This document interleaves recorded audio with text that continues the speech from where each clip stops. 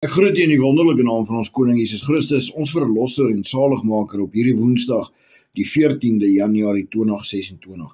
Ek is Jacques Pieters, hierdie is Brood vir die Siel, 0720202615. In Johannes 6 en 7 is daar besonderse lering.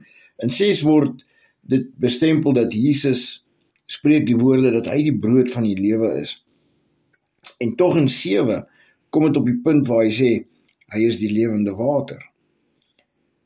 Van 7 vers 11 af is daar geskrywe, en die Jode het hom op die fees gesoek en gesê, waar is hy? En daar is baie oor hom gemompel onder die skare. Sommige het gesê, hy is goed. Ander weer het gesê, nee, maar hy mislei die skare. Tog het niemand openlik oor hom gepraat nie, uit vrees vir die Jode. En toe dit al in die middel van die fees was, het Jesus opgegaan na die tempel en geleer. En die Jode het hulle verwonder en gesê, hoe kom hy aan die geleerdheid terwyl hy geen onderwys ontvang het nie? Jesus antwoord hulle en sê, my leer is nie myne nie, maar van hom wat my gestuur het. As iemand gewillig is om te wil doen, om sy wil te doen, om God se wil te doen, sal hy aangaande die leer weet of dit uit God is en of ek uit myself spreek. Johannes 6 vers 63 sê, dit is die gees wat lewend maak. Die vlees is van geen nut nie. Die woorde wat ek tot julle spreek is gees en is lewe. Dan 7 vers 18. Hy wat uit homself spreek, soek sy eie eer, maar hy wat die eer soek van die een wat hom gestuur het, hy is waaragtig, en daar is geen ongeregtigheid in hom nie. Dan vanaf vers 37, en op die laaste dag, die groot dag van die fees, het Jesus gestaan en uitgeroep en gesê, as iemand dors het, laat hom na my toe kom en drink. Hy wat in my glo, soos die skrif sê, strome van lewende water sal uit sy binneste vloei. En dit het hy gesê van die gees wat die sou ontvang wat in hom glo. Want die Heilige Gees was daar nog nie, omdat Jesus nog nie verheerlik was nie. Luister mooi, omdat Jesus nog nie verheerlik was nie. Jesus moes sterf aan die kruis. Hy moes opgestaan het uit die dode uit. Hy moes toegewandel het tussen die skare mense om vir hulle te leer, om homself te toon aan almal. En in daai tyd het hy tot verheerliking gekom, sodat hy kan opvaar na die hemel, maar voordat hy opgevaar het, het hy vir ons 'n opdrag gegee, wat om te doen hier op die aarde. Hier op die aarde. Baie van die skare het toe hulle die woord hoor gesê, hy is waarlik die profeet. Ander het gesê, hy is die Christus, en ander het gesê, kom die Christus dan uit Galilea? Het die skrif nie gesê dat die Christus uit die geslag van Dawid kom en uit Bethlehem, die dorp waar Dawid was nie? Daar het toe verdeeldheid onder die skare gekom oor hom. En sommige van hulle wou hom gevange neem, maar niemand het die hand aan hom geslaan nie. Die dienaars kom toe by die owerpriesters en die fariseërs en die sê vir hulle, waarom het julle hom nie gebring nie?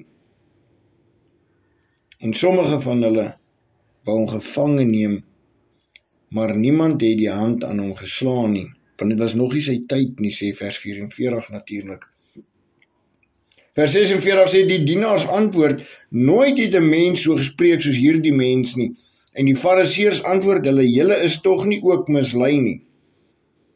Het iemand uit die owerste in hom geglo, of uit die fariseërs? Dit is nogal aansienlik hoe ons lewe in 'n tyd waar mense wat opreg is vir die Here ook baie kere geoordeel word as valse profete of dat hulle mense mislei. Mense wat deur die Gees spreek. Onthou, daar was 'n oomblik gewees waar daar gelaster was teen die Heilige Gees, en dit is in Matteus 12 van vers 22 tot 32. Daar was 'n duiwelbesetene wat blind en stom was, wat na Jesus toe geneem was, en Jesus het hom natuurlik genees. En Jesus het die gedagtes van die Fariseërs gelees en hy het dit geken en hy het toe gesê, elke koninkryk wat teen homself verdeeld is, word verwoes. En elke stad of huis wat teen homself verdeeld is, sal nie bly staan nie. En as die Satan uitdryf, dan is hy teen homself verdeeld. Hoe sal sy koninkryk dan bly staan? En as ek deur Beelzebul die duiwels uitdryf, deur wie dryf julle seuns hulle uit?